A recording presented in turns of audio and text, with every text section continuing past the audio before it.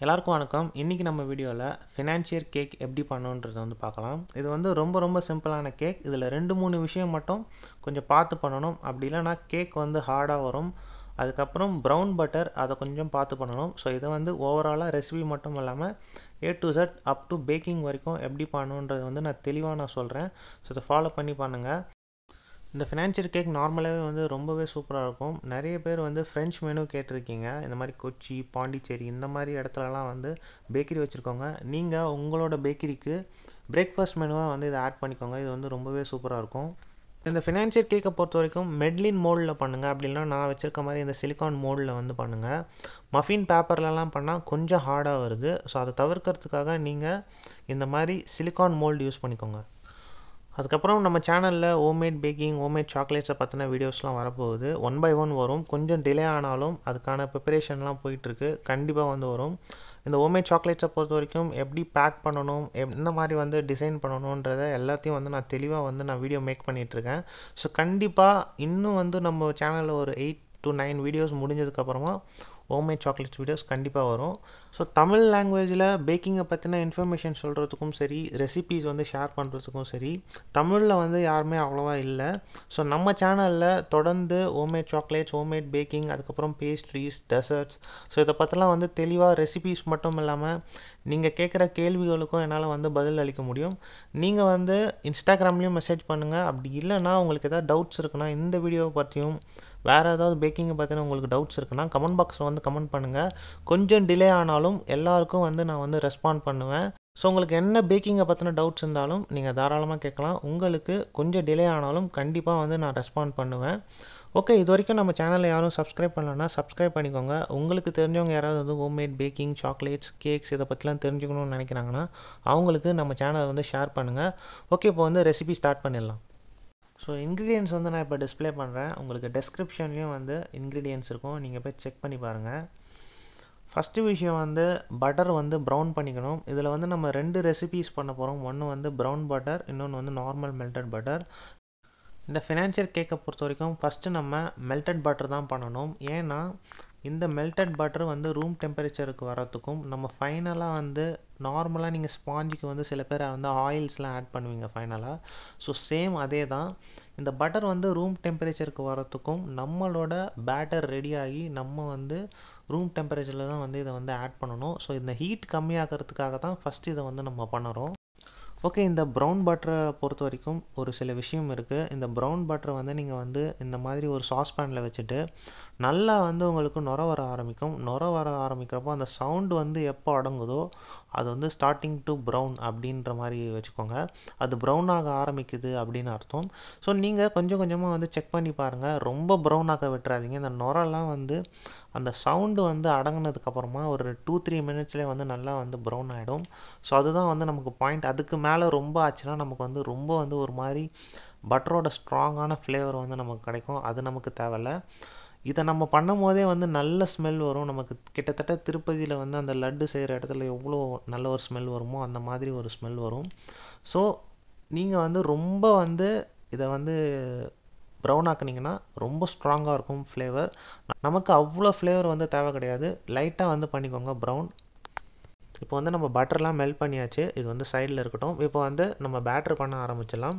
First விஷயம் நம்ம egg யோக்கையும் ஒயிட்டையும் பிரிக்கணும். எக் யோக் ஒயிட் பிரிக்கிறதுல ஒரு விஷயம் என்னென்னா, நீங்கள் பர்ச்சேஸ் பண்ணக்கூடிய எக் நல்லா ஒரு டெம்பரேச்சரில் மெயின்டைன் ஆகிருக்கணும். மேக்ஸிமம் நல்ல ஒரு சூப்பர் மார்க்கெட்டில் பர்ச்சேஸ் பண்ணிக்கோங்க. இஃப் இன்கேஸ் எங்கேயாவது டெம்பரேச்சர் ரொம்ப ரொம்ப அதிகமாக இருந்தது, கொஞ்சம் ஹீட்டான இடத்துல எக் இருந்ததுன்னா அந்த எக் யோக்கெலாம் சடனாக ப்ரோக் ஆக ஆரம்பிக்கும். நம்மளால் செப்பரேட் பண்ண முடியாது. நம்ம பேஸ்ட்ரியை பொறுத்த வரைக்கும், பேக்கிங்கை பொறுத்த வரைக்கும் இந்த மெரேங் பண்ணுறதுக்கெலாம் கரெக்டாக நமக்கு ஒரு ட்ராப் கூட யோக் இருக்கக்கூடாது.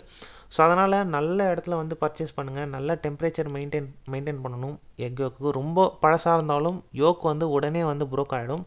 பார்த்து பக்குவமாக எடுத்துக்கோங்க. ஓகே, இப்போ egg white, icing sugar mix பண்ணிக்கலாம். இது நம்ம மெரேங் பண்ணுற மாதிரி ஸ்டிஃப் பீக்ஸ் அந்த மாதிரி எதுவுமே தேவை கிடையாது. இதை நீங்கள் சிம்பிளாக வெல் கம்பைன் பண்ணணும். லோ ஸ்பீடு வச்சுக்கோங்க. சைடில் மட்டும் அடிக்கடி ஸ்டிக்காக இருக்குன்னா நீங்கள் ஸ்பேட்சில் வச்சு ரிமூவ் பண்ணி ஸ்லோ ஸ்பீட்லேயே ஓட விட்டிங்கனாலே ஒரு 5 மினிட்ஸில் இது ரெண்டுமே இந்த மாதிரி வெல் கம்பைன்ட் ஆகிடும்.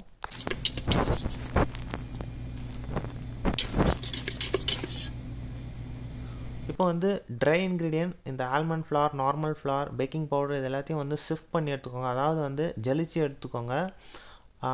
இதை வந்து ஆட் பண்ணிவிட்டு லைட்டாக ஸ்பீடு இன்க்ரீஸ் பண்ணி ஒரு 1 மினிட் கூட வேணாம், ஒரு 30 செகண்ட்ஸ் இன்க்ரீஸ் பண்ணி நீங்கள் டவுன் பண்ணிட்டீங்கனாலே போதும். இது வந்து வெல் கம்பைன் ஆகிடும். எப்போவுமே வந்து ஒவ்வொரு இன்க்ரீடியன்ட் ஆட் பண்ணும்போதும் ஸ்பேட்சில் வச்சு பாட்டம் சைட்லலாம் வந்து ஏதாவது வந்து ஸ்டிக்காக இருக்கா, அதாவது வந்து ஒட்டிக்கிட்டு இருக்கான்னு பார்த்து ரிமூவ் பண்ணி விட்டு திரும்பவும் வந்து லைட்டாக ஸ்பீடு இன்க்ரீஸ் பண்ணி கம்மி பண்ணிக்கோங்க.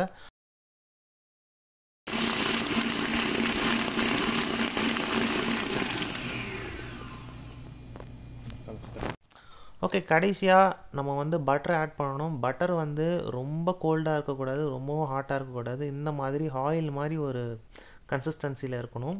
இதை வந்து பொறுமையாக வந்து ஆட் பண்ணிக்கோங்க. லோ ஸ்பீடு வச்சுக்கோங்க. லோ ஸ்பீடு வச்சுக்கிட்டு பொறுமையாக நீங்கள் ஆட் பண்ணிங்கனாலே இது வந்து வெல் கம்பைன் ஆகிடும்.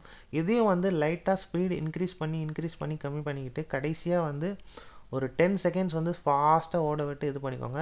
மறுபடியும் எல்லா ஒரு இன்க்ரீடியன்ட்டும் நம்ம ஸ்பேட்சிலாக இது பண்ணணும். ஸோ ஸ்பேட்சிலாக வச்சு சைட்லலாம் வந்து நல்லா வெல் கம்பைன்ட் ஆகிருக்கான்னு பார்த்துட்டு திரும்ப வந்து ஒரு 2 செகண்ட் ஒரு 5 செகண்ட்ஸுக்கு வந்து நீங்கள் ஸ்பீடு இன்க்ரீஸ் பண்ணி கம்மி பண்ணிங்கனாலே இந்த பேட்டர் வந்து ரெடி. ஸோ இந்த கன்சிஸ்டன்சியில் இருக்கணும் பேட்டர்.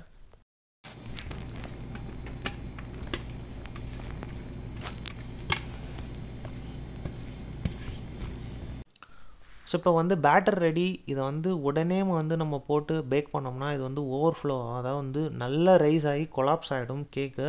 நீங்கள் உடனே பேக் பண்ணக்கூடாது. மினிமம் 4 ஹவர்ஸ் வந்து இதை வந்து ரெஸ்ட் விடணும். அப்படி இல்லைன்னா நீங்கள் வந்து ஓவர் நைட் வந்து இதை நல்லா செட் பண்ணிவிட்டு கூட நார்மல் சில்லரில் நீங்கள் வச்சுட்டு, அதாவது வந்து ஃப்ரிட்ஜில் வச்சுட்டு மறுநாள் கூட நீங்கள் வந்து எடுத்து யூஸ் பண்ணிக்கோங்க. பட் உடனே வந்து நம்ம பண்ணோம்னா இது வந்து ஓவர்ஃப்ளோ ஆகும். அதாவது வந்து ஒரு மாதிரி காற்று மாதிரி ஆகி கொலாப்ஸ் ஆகிடும். நீங்கள் மஃபின் அதுக்கப்புறம் வந்து இந்த மாதிரி ஃபினான்ஷியர் கேக் பண்ணுறீங்கன்னா எப்போவுமே வந்து கொஞ்சம் ரெஸ்ட் விட்டு பண்ணுங்கள். அப்படி இல்லைன்னா அது வந்து ரொம்ப சாஃப்டாகி அதோடய ஷேப்பே வந்து ஏடாகுடமாகிடும். ஸோ பார்த்து பண்ணுங்கள். இதை மட்டும் கொஞ்சம் ரெஸ்ட் விட்டு தான் நம்ம பண்ணணும். ஓகே, ஃபைனலாக இப்போ வந்து பேக்கிங் டெம்பரேச்சரை பற்றி பார்த்தலாம். இந்த மாதிரி சின்ன மோல்டாக இருந்தால் 170 by 15 மினிட்ஸ் ஆகும். அப்படி கொஞ்சம் பெரிய மோல்டு இந்த மாதிரி ஒரு கேக் பண்ணுறீங்கன்னா 20 மினிட்ஸ் வரைக்கும் ஆகும். ஸோ நீங்கள் வந்து ஒரு சின்ன நைஃபோ இல்லைனா இந்த மாதிரி கையை வச்சு லைட்டாக வந்து ப்ரெஸ் பண்ணி பாருங்கள். இது திரும்பவும் மேலே வந்துச்சுன்னா இது வந்து பேக் ஆகிடுச்சுன்னு அர்த்தம். அப்படி உள்ளே போயிடுச்சுன்னா இன்னும் வந்து பேக் ஆகலைன்னு அர்த்தம். அப்படி இல்லைனா ஒரு சின்ன நைஃபை வச்சு நீங்கள் வந்து குத்தி செக் பண்ணி பார்த்துக்கோங்க. ஸோ இந்த வீடியோவில் வந்து உங்களுக்கு ஒரு சின்ன கன்ஃபியூஷன் வரும். நான் அதை வந்து இப்போயே வந்து கிளியர் பண்ணிடுறேன். ப்ரௌன் பட்டரும் நான் பண்ணியிருப்பேன், நார்மல் மெல்டட் பட்டரும் நான் பண்ணியிருப்பேன். எதுக்காகனா நான் வேலை செய்கிற இடத்துல வந்து ஆல்மண்ட் ஃபினான்ஷியர்னு சொல்லிட்டு ஒன்று இது பண்ணுறோம். அதுக்கப்புறம் ஃபினான்ஷியல்னாலே மேக்ஸிமம் வந்து ப்ரௌன் பட்டர் யூஸ் பண்ணி தான் பண்ணுவாங்க. ஸோ உங்களுக்கு வந்து இந்த கன்ஃபியூஷன் வேணாம். இது ரெண்டுமே சேம் ரெசிபி தான். ஒன்று வந்து நான் ப்ரௌன் பட்டரில் பண்ணியிருக்கேன். ஸோ இங்கே 2 ஃப்ளேவர்ஸில் போகுது, 2 வெரைட்டியில் போகுது. அது நீங்கள் கன்ஃபியூஸ் பண்ணிக்காதீங்க. அவ்வளோதான், இந்த ரெசிபி வந்து முடிஞ்சது. எல்லாருக்கும் வந்து புரியும்னு நினைக்கிறேன். நீங்கள் ஏதாவது வந்து புரியல, ஏதாவது டவுட்ஸ் இருக்குன்னா நீங்கள் கமெண்ட் பாக்ஸில் வந்து கமெண்ட் பண்ணுங்கள். அதுக்கப்புறம் ஃபைனலாக ஒரே ஒரு விஷயம், நான் மேக் பண்ணுற இந்த வீடியோஸ் ரெசிபீஸ், அதாவது வீடியோ மேக் பண்ணுறதுல ஏதாவது வந்து உங்களுக்கு மிஸ்டேக் இருக்குதுன்னு பட்டுதுன்னா நீங்கள் கண்டிப்பாக வந்து கமெண்ட் பண்ணுங்கள். நான் கொஞ்சம் கொஞ்சமாக வந்து இம்ப்ரூவ் பண்ணிக்க ட்ரை பண்ணுறேன். இப்போ தான் வந்து நான் ஸ்டார்ட் பண்ணியிருக்கிறதுனால இஃப் இன்கேஸ் ஏதாவது வந்து மிஸ்டேக்ஸ் இருந்ததுன்னா நீங்கள் கண்டிப்பாக எனக்கு வந்து சஜஷன் தரலாம். ஏன்னா வந்து ஒரு சிலருக்கு வந்து புரியும், ஒரு சிலருக்கு வந்து புரியாது. ஏதாவது ஒரு மிஸ்டேக்ஸ் இருக்குது, நீங்கள் இதை வந்து மாற்றிக்கோங்கன்னு சொன்னீங்கன்னா நான் கண்டிப்பாக மாற்றிக்கிறேன். ஸோ இந்த சேனல் வந்து நிறைய ரெசிபீஸ் வந்து நம்ம பேக்கிங் பற்றியும் சாக்லேட்ஸை பற்றியும் பார்க்க போகிறோம். ஸோ நீங்கள் சொல்கிற ஒவ்வொரு கமெண்ட்டும் ரொம்ப ரொம்ப யூஸ்ஃபுல்லாக இருக்கும். அதை பார்க்குற எல்லாருக்கும் புரியணுன்றதுக்காக தான் வந்து நான் இந்த மாதிரி கேட்குறேன். ஸோ உங்களுக்கு ஏதாவது ஒப்பீனியன் இருந்ததுன்னா நீங்கள் கண்டிப்பாக வந்து கமெண்ட் பாக்ஸில் பண்ணுங்கள். இன்னொரு நல்ல வீடியோவில் நான் வந்து எல்லாரையும் சந்திக்கிறேன். So thanks for watching, thanks for supporting me, thank you.